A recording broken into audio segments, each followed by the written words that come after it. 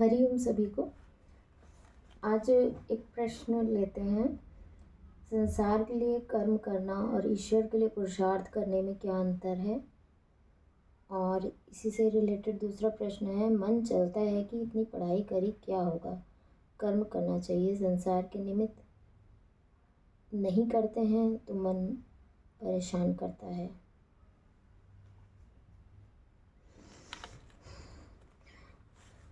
ज्ञान में आने के बाद सभी का ये प्रश्न होता है।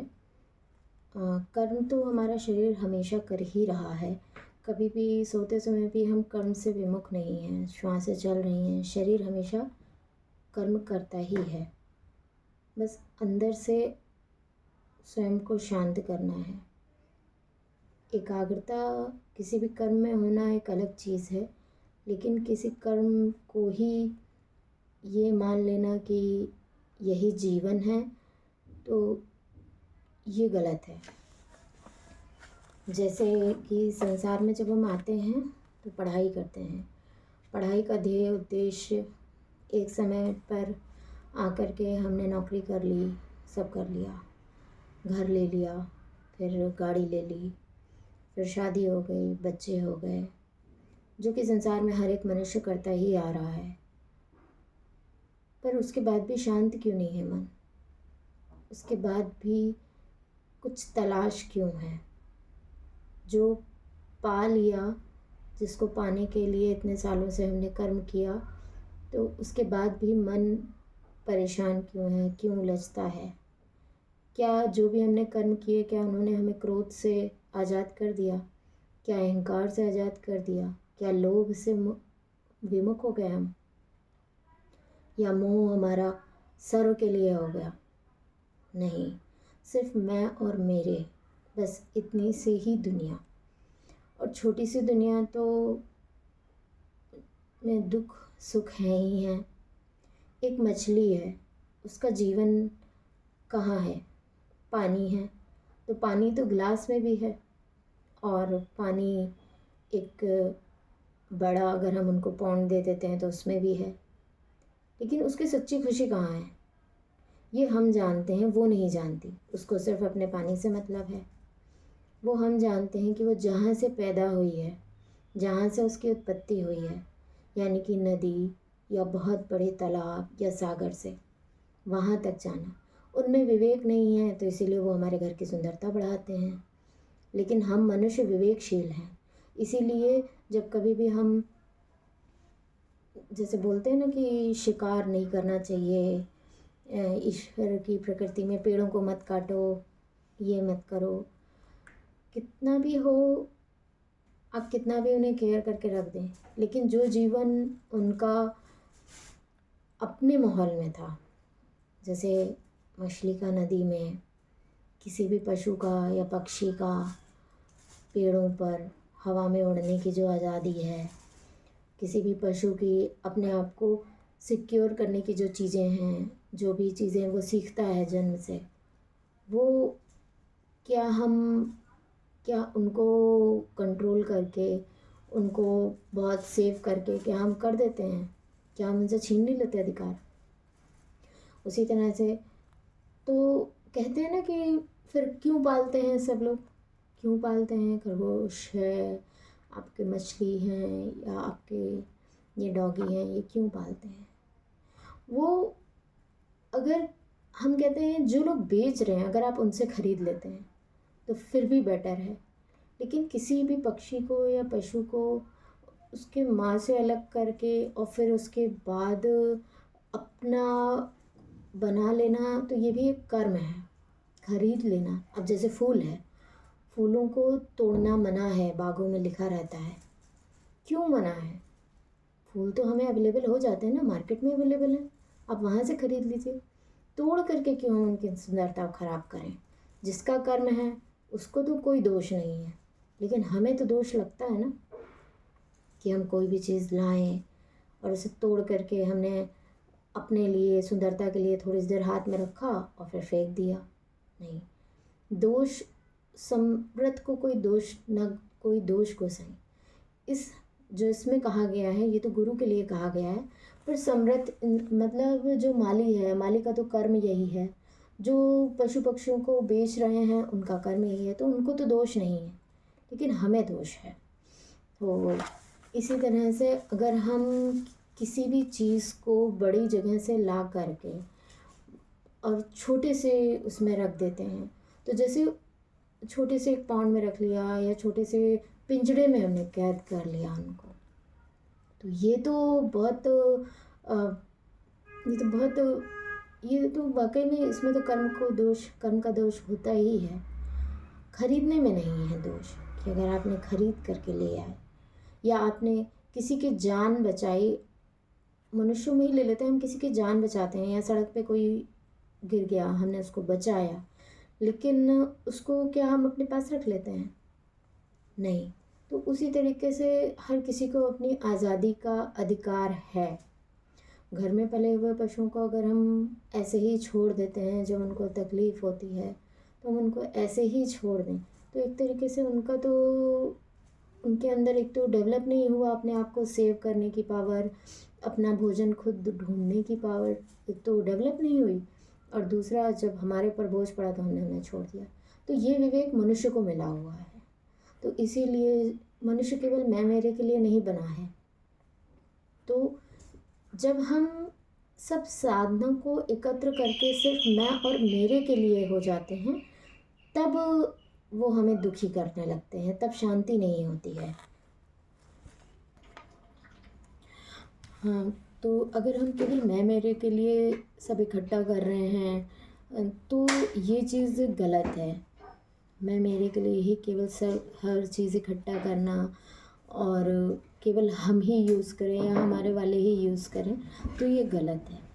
कभी मौका पड़ने पर हम दूसरों को दे सकें, तभी उस चीज़ की सच्ची खुशी है। हम कोई भी चीज़ लाते हैं तो हम उसे कितनी बारी यूज़ कर लेते हैं, तो ये होती है सच्ची खुशी, ये होती है ज्ञान से खुशी मिलना। तो बोलते हैं ना, गीता में भी बोला गया है, हे अर्जुन, हर कर्म से पहले ज्ञान ज्योति की आवश्यकता है, ज़रूरत है। हर एक व्यक्ति को ज्ञान की ज़रूरत है, और ये ज्ञान हमको अकर्मण्य कभी नहीं बनाता है कि नहीं हम हाथ पे हाथ धर के बैठ जाएं, या फिर हम कोई संत बन गए और हमारा कार्य ही यही है। तो वो कार्य ठीक है, हमारा कार्य ही अगर यही है, तो या तो हम उस कार्य को ही अपना जीवन बना लें, पर ऐसा बहुत ही रेयरली होता है। तो इसलिए हमें साथ में अपना जो सांसारिक कार्य हैं वो भी साथ में करने होते हैं, और साथ में हमें ज्ञान भी लेना होता है।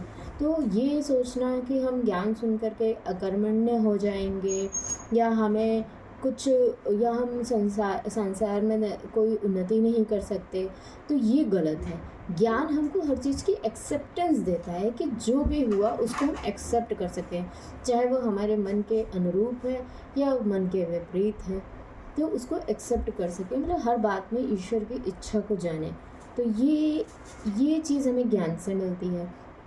और रही बात कर्म करने की, तो संसार के कार्यों के लिए कहा गया माया प्लस पुरुषार्थ प्लस भाग्य।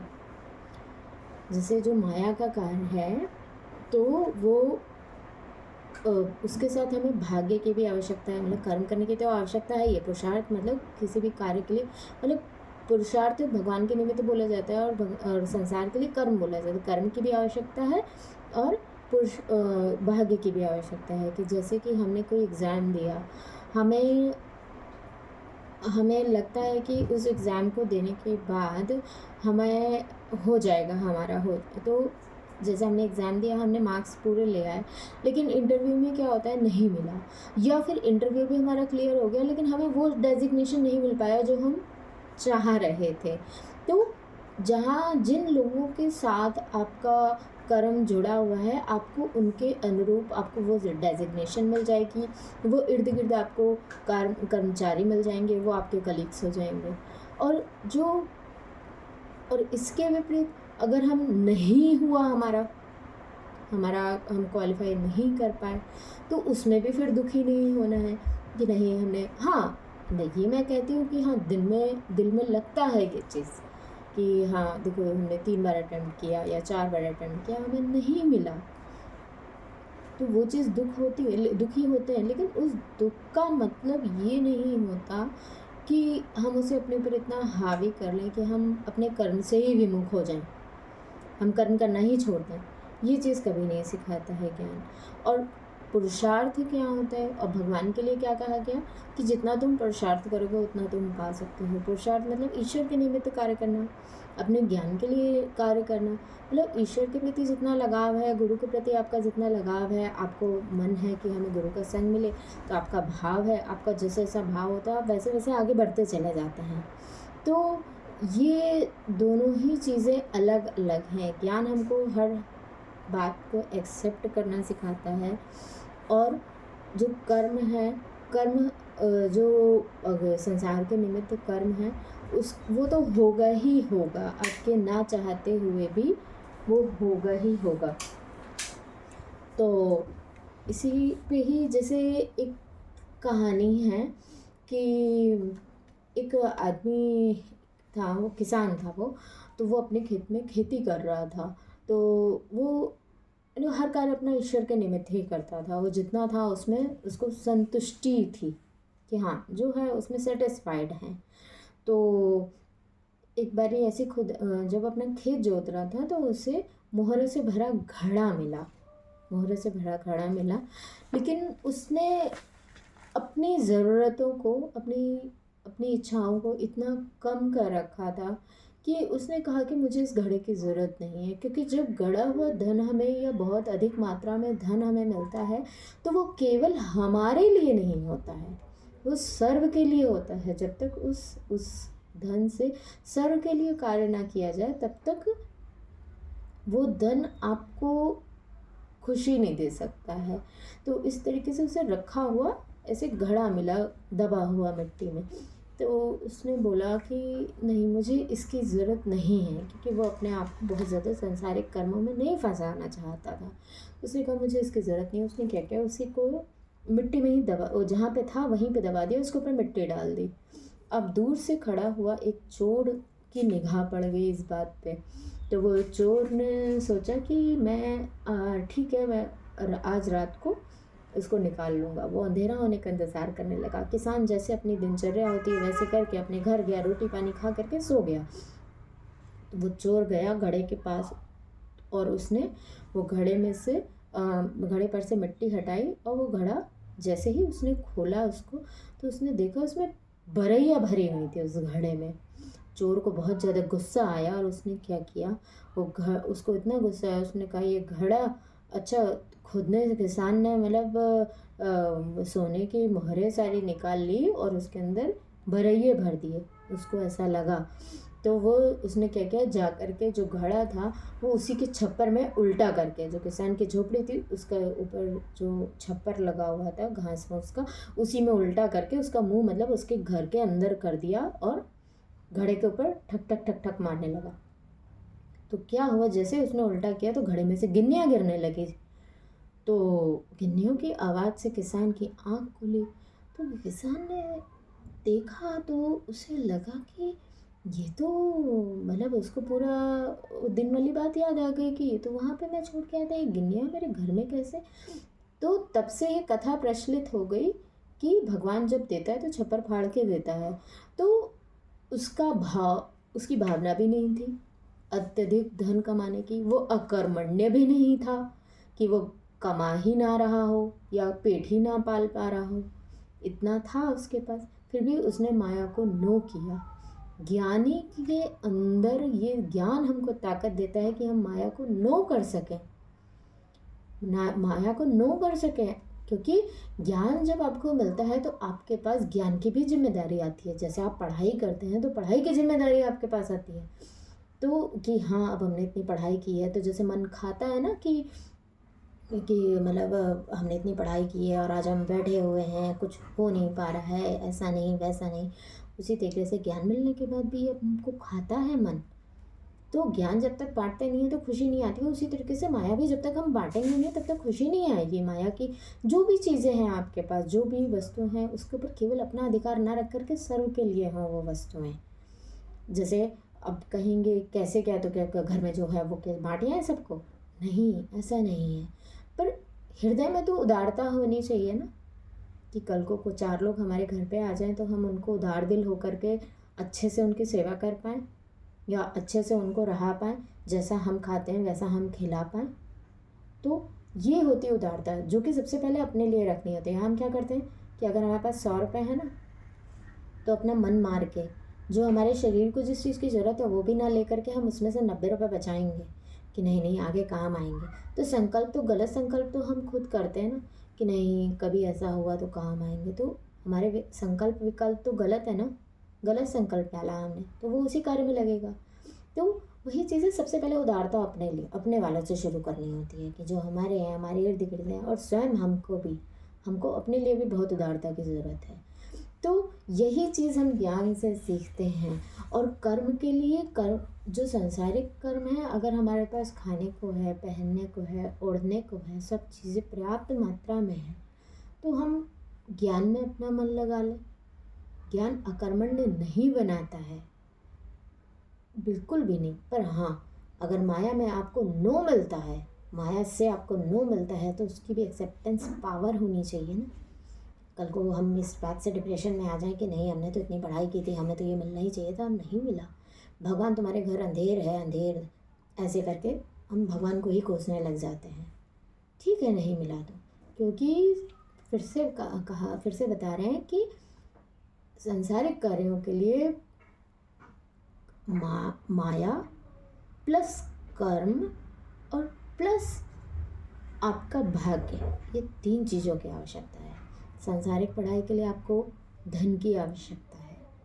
इस पढ़ाई के लिए आपको कौन से धन की आवश्यकता है, और वो जो इस पढ़ाई के लिए धन ले वो गलत है। हाँ ये है, हम ज़रूर कहते हैं कि जाने आने के लिए, जैसे आप सत्संग में जाते हैं दूर है तो उसके लिए आपको माया की ज़रूरत है।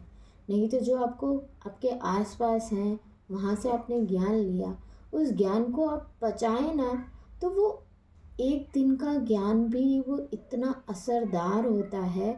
कुछ लोगों ने तो जैसे हम ये नहीं कहते कि नहीं एक ही दिन का ज्ञान की आवश्यकता है, ज्ञान रोज़ चाहिए हमको रोज़, लेकिन ज्ञान के लिए भाव की आवश्यकता है कि आपके अंदर भावना कितनी है, आपके अंदर तलब कितनी है। और क्यों संसार के लिए बोलते नहीं, पढ़ाई के लिए लगन से पढ़ाई करी उसने तब वो वहाँ तक पहुँचा, तो भगवान के लिए भी लगन की आवश्यकता होती है। आपको लगन होगी तो कैसे भी करके भगवान आपको देगा ही देगा, करता ही करता है। भगवान ये नहीं कहता कि नहीं हम आपकी तिजोरियाँ भर देंगे, नहीं वो, लेकिन हाँ वो आपको अपने तक ज़रूर पहुँचाता है। इस चीज़ का पूरा पूरा पूरा भरोसा है मुझे।